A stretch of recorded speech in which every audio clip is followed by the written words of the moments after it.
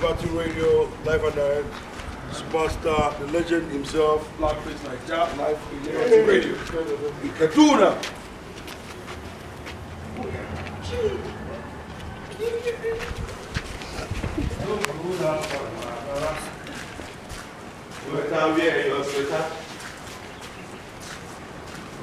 Live and direct, Liberty Radio.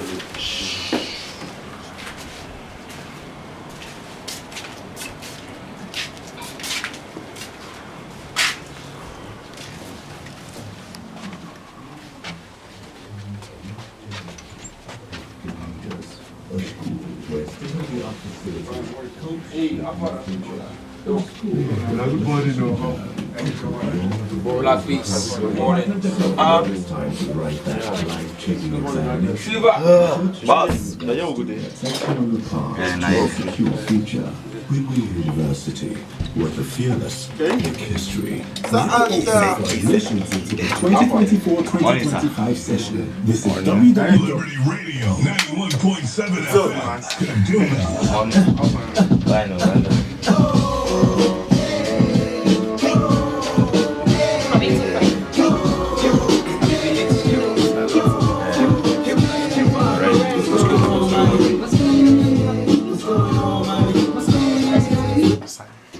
Alright, Nazir Jarmajo, your seat have been taken. I really don't know how it happened, but I only know that you don't have a seat anymore. But not to worry, in the next 10-15 minutes you'll be back on your seat. And it is so because we have a very big fish in the house this morning. Now we have a legendary musician, an icon, someone that I grew up idolizing. A lot of us actually grew up listening to him, and I was at a recent sit-out while he was there, and I was listening to the lyrics of his song, Hard Life. And it was resonating with what we are going through at the moment. How ironic! That song was done over 2 decades, close to 2 decades now. Yeah, exactly. And it was when I was reading it, it was when I was listening to it, singing along, that the lyrics of the song was catching me. They say he go better, he bad pass as he was, so money no be their own, they put on for backyard. And it was striking me. You remember? Yeah. The past 8 years, they say he go better, but he bad pass as he was. He was pass as he bad. He was pass as he bad, yeah. Yeah, because after bad now worse. I mean, the other time I was just I was just going through the lyrics and it was just walking through me like something was piercing through me. I was like, this is beyond ordinary. This is reality. Ladies and gentlemen, join me in welcoming Blackface into the studios of Liberty Radio 91.7 FM. And I remember listening to Blackface and the Tribunal. Back then, Blackface and the Tribunal. And Blackface, it's nice to have you in the building this morning. Liberty Radio, thank you for having me. KD, again, Sheku. Good morning, and I hope you guys woke up on the right side of your bed. I've been listening to your program. You guys were talking about sports. I was like, I want to be on this discussion. The sports discussion applies to our everyday life, applies to our musical life, applies to all spheres of the working class man. You understand? So when you say you expect this to happen and that doesn't happen, there have to be circumstances around the reason why those things are not happening. For those of you who are watching, you can see Blackface here. He's the one in the head warmer, in the wood, in the ash color. And it's cold outside. You better wear your sweater. Okay. He's the king of freestyle. He's the king of freestyle. Now, Blackface, there's this thing about you that a lot of people still don't understand, is that you could rap, you could sing, you could ragga. What a talent. I have to equip myself for all the skills I need. If I'm a player, I need to also play as a defender, play as a midfield, and also play as a striker. And even be as a substitute goalkeeper if need be. So I need to equip myself with all the skills I need in the game. And that's just why I have the skills. Yeah.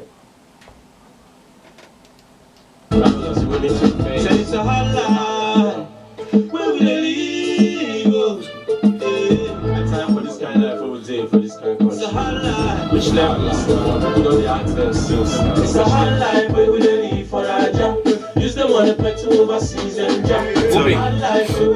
them want to fly to overseas. Them jack. What did happen now? Youths them unemployed to overseas them jack.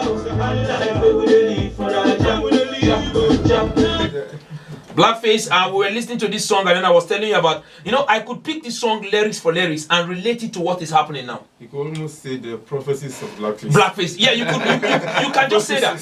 Because let's look at it. Blackfacenaija. Yeah, you see, the funny thing about it is, you sang this song when the jackpot thing wasn't actually a trend. It wasn't something. It wasn't something. What was the motivation behind the unemployed youths are leaving Nigeria? It's now madness. Yeah, it's crazy because the times that we started making this music, that was just the time that the legend fella had just passed away, not so long ago, some years, and I was like, if this man passes away, that doesn't mean nobody's going to be talking about the ills of our country anymore. And so we are the prophets, we are the people to really continue the works of this great man. And me, I started as plantation boy. So my reason for coming into the game is because I'm coming from the overlooked minority, because I'm from Benue State. And I want development from my people. And so if I want to sing for the government to pay attention, I have to talk about the plight of my people. And that's the reason why when I started my solo career as Blackface, then Blackfacenaija in 2024 right now, because I changed my name from Blackface to Blackfacenaija. And everybody expected me to leave the country, but I said no. Instead of me to leave the country, I'm going to add the country to my name. Now, so it's my obligation to try and see how much sanity I can bring to the community. And that's the reason why we do what we do. There's one part of Blackface music career that is always understated. But I love reading a lot. My wife would tell you, give my husband a book and leave him in the room. He won't go out. I love reading a lot. Oh, that's great. One part of your career that is understated and said by the man who was the brain behind, I've forgotten his name now, that first brought you out as a musician. He said, it was Blackface who actually discovered Two-Face and said, come, let's form a duo. Yes. It was Blackface who actually brought in Face and said, come and let us become three. Yeah. I mean, I read this thing some times ago from someone who told the story about how the Plantation Boys were formed. It was their first manager or thereabouts. And he said it was Blackface that was handpicking members of that very group, writing songs, writing verses, and even in the area of production, he was the one that was taking the lead with the kind of beats and everything that should be laced to them. Blackface, validate that story this morning. Yeah, you could say that's like 70% true, because I can't take away the contributions of my other members as well, because many are called, chosen a few. So I had to go and look for these soldiers that I need. After I went with Two-Face to Benue, and from Benue to Lagos to start our career, we needed more, because is it true that you were the one that told Two-Face that guy, let's go to Lagos? Of course. Because I was already on my way to Lagos, because I was schooling in IMT in Enugu, and he came to meet me. And he said he was having problems with his music. And I said, well, you can't be jumping from one place to the other. If you want to do your music, you have to stay concentrated in a zone, and you can't be jumping from bands to bands. But I was already moving to come start my career as Blackface without any member. But then when I met him, and we decided to make the move, I decided to have a name that will allow for more than one person in a group. So we are from the tiller's land where we farm. So we're basically plantation boys, because I've been listening to Bonnie M, who started to talk about the slave with the music. And that's what we are basically back home. So we need to remove this slave mentality from our people by being the voice of our people, going forward before our people, talking about the plights of our people. If please, how long ago did you move from MIT Enugu to Lagos? And when you moved, was there someone there who said come, or just on your own? No. Just moved? No, I just had to move. Nobody said come. I think I'm beginning to remember the name now. What's his name now? Nelson Brown? Nelson Brown is our first producer. Nelson Brown, yeah. What year was Nelson that? Brown. What year was that? Did you move? Moving to Lagos was in 1998. 1998. And then we had 2 years in between. And then we were able to go to the studio because we were fortunate to have the Rotman's Groove. Where we I was coming to that because I So- watched you guys in Niger State. Yes, so In Niger State. we're still looking for those clips still today. I can't find one anywhere in the world. And we had like 30 different gigs. So, you know, the history doesn't have to be covered for people not to know. Because if the young ones know about the strives of the plantation boys, how they went, what they did, how their breakthrough came, they will still have the mindset that it can happen for them at any point in time. So they should keeping their faith alive and keep believing that anything can happen at any time. Because when we had not had the Rotman's Groove yet, we were still looking for funds to go to the radio, to the studio, to record professionally.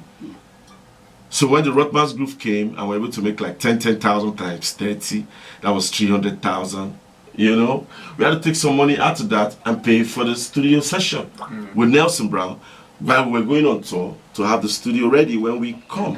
So that's the reason why you see that we have rights to the music as well, because we're also involved in the production and some other parts of it. So it's just our history. We just have to do what we have to do. And bringing all those people were not a coincidence. I think it was divine that they were supposed to be part of the group, but maybe they don't have the... That's why I say many are called and chosen a few. Because along the line, you can have a plan and then you decide to change your plan. You know, like everybody's saying Mbappe is going to Real Madrid. You'll be surprised he's coming to Liverpool. That one saved it. Thank you. So that's how it is with the show business. All right, now we won't want to take much of your time, but what is this thing about blackface that I know a lot of people want me to ask this question? Everybody's stealing blackface lyrics, everybody's stealing blackface beats, everybody's stealing blackface song. I mean, I know a lot of people out there will want me to ask, blackface, why is it that everybody's stealing from you?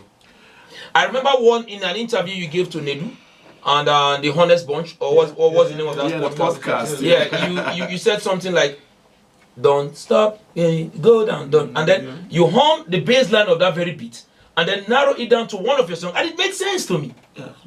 My catalog is very vast. It's very vast. So, you know, there's a cancel culture that's going on. If they cancel me and nobody's hearing about me, definitely the people in the industry would definitely be going to my works to sample. Because they're already sampling. And there's nothing wrong with taking permission that I want to do or to have an idea. Maybe we could do it together, or maybe you give me the permission to do it. There's nothing wrong in that.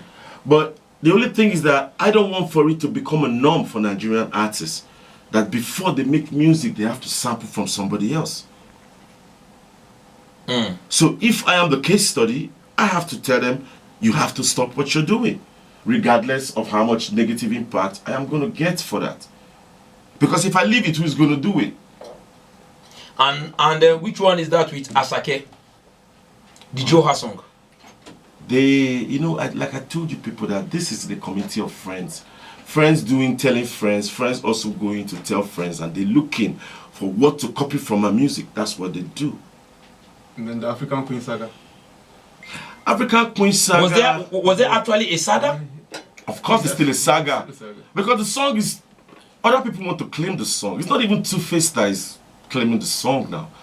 There are some people that are not even Nigerians who have nothing to do with the song, but try to claim ownership of the song.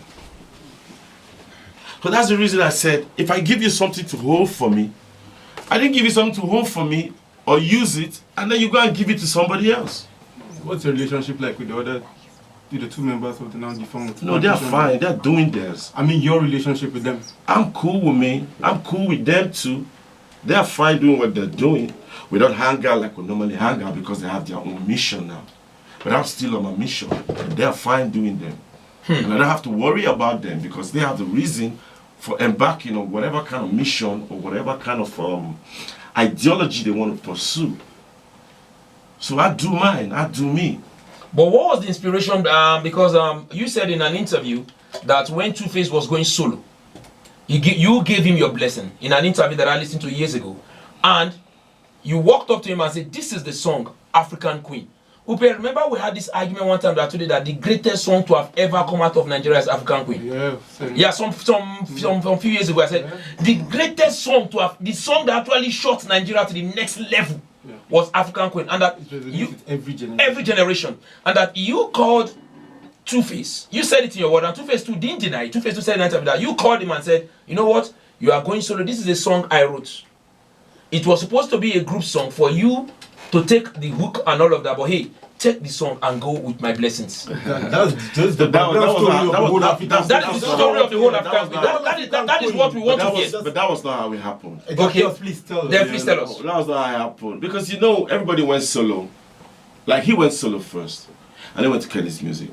And people shouldn't forget that before Two-Face went to Kenny's Music, taking Marvelous Benji's works to Kenny's Music, yes, to sign him. Yes. But they said if I was talking about me, they would have been more interested.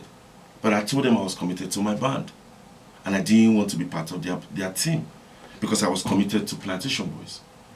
So it was surprising for me when some other person leaves our band and goes to make a contract with the people I turned down because I want to stick on the mission that me and my team had. So they did that. But later on they went to go and sign. They said they didn't want to work with Marvelous Benji. Then they went to get Marvelous Benji behind me.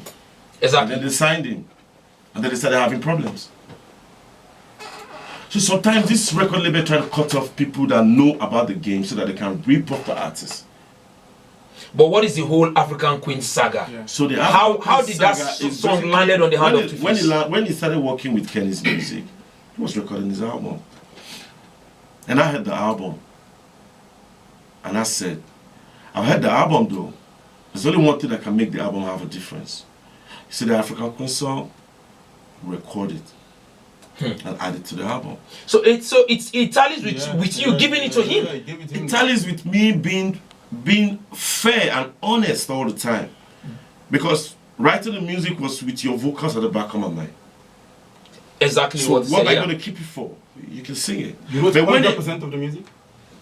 I wrote the music. But when they went to record it after getting the permission, they added a third verse, which they must have written in the studio with OJB. So first and second verse is yours? Yes. And I have a third verse that is not on their own record. So you see that. So I wasn't even mad. But I was like, yeah, where's my credit? Yeah, I think that was the start of the year. You were asking for your credit. Where's my credit? Because the song was written by, there was a Two-Face and OJB. So I wrote the song and I gave you permission to sing the song. Why not say written by Amedu Augustine, then additional lyrics by Innocent Dibia and OJB. There's nothing wrong in that. There wouldn't have been any saga. So what actually happened to Blackface and the Tribunal, the band that you later started? I used to have a love for one person in that very band. I can't want the slim guy. Malam Spicy. Not Malam Spicy, the one that used to call prayers. Ras Mike. Ras Mike. Yes. Ras Mike, yeah. Yes. One of the baddest singers. But you know, let's say if you want to kill something, take away the head. So the industry sabotaging me was basically to stop the tribunals and my movement. Because they know my movement will come with these guys that are going to be talking about the system. You were singing more of a conscious music. And I was opening the eyes of my people to understand that there is more we should expect from the leaders. Okay, now, Blackface. I wish this could go on and on and on because you are so deep and then you are so. I still want to ask something. All right, ask. The thing is, you spoke about Two-Face and how you met Kenny's Music and then you didn't sign because you were dedicated to your crew. Yes. And then he went behind and then he signed. Am I correct? Yeah, they did all of that. Okay, and then now, what do you think was the motivation for Two-Face to leave? You had problems internally in the group? We didn't have any problem. I guess it's his ambition. I guess it's his ambition. I guess he's feeling like maybe these guys are doing it on their own. Why can't I? By these guys, you mean who? Like you had different artists at that time. You had the 22 you had the Sound Sultans, you had some other people that were soloists. And don't forget, these soloists, when they make their money, they keep it to themselves. They're not sharing with the band. Okay. So somebody can be ambitious and be thinking, I want to be making money for myself alone. The Plantation Boys, did you guys have a contract? Were you on that contract? No, we didn't have a contract. It was just word that was bond. Okay. Yeah, you thought the word was bond. Bond, yes. And that was just it. Okay, but how cordial is your relationship now with the rest band, with the rest members of the band, Phase and Two Face? Like I said, I don't keep tabs on what they do. Because I mean, how regular do you guys get in touch? Once in a while. At least we had a show December 1st. It was a Face show, you know. Yeah, you were there. People had the opportunity to see Face perform, see Two Face perform, and see me perform, and others people perform as well. So maybe I guess it's just one of this. One time we meet, we do one or two things. But as a band, Plantation Boys, I'm keeping the name alive because I have some singles for the band. There is Ife, there is The One, there is Ife, The One, and there is Let Somebody Love You. Now, those 3 singles are out there. It's off the album called The Return. Because the album is going to be called The Return of the Plantation Boys. The Return. That's the title. Songs? The album, new album in 2024. You recorded Plantation Boys? Yes. Or you recorded it alone? alone? With other singers. Okay. But different voices. But not Two Face and not Face. The band stays. Thierry Henry left Arsenal. Arsenal stays. Arsenal stays. Suarez left Liverpool. Liverpool stays. Two Face leaves Plantation Boys. Plantation Boys stays. Face leaves Plantation Boys. Plantation Boys stays. The game is a sport. It's either you're into play or you want to sit on a bench. You spoke about how the name Plantation Boys came about with you guys being farmers and all of that. No, right? coming from farming tribe. Yes. And then what about the names? Two Face, Blackface, and Face. The Face. Well, I was Blackface. Whose idea? I was Blackface. Whose idea was it? Whose idea was it? Basically, I wanted a continuation name, a name that was sounding similar. So you say it was your idea? Or it has to be mine. Is it your idea? It was. Okay. And still is. That's why I give them their names, because I gave Two Face's name and I gave Face's name. Because I'm Blackface, Two Face. Yeah, and Face. Face. You basically did their second Christian. I have to look for that from anywhere I can get it. And that was what I came up with. And it wasn't something that they didn't like. It was accepted and we moved with the name. You've stuck with it now. It's still stuck, so I'm trying to change theirs, but it's still going to stay, I think.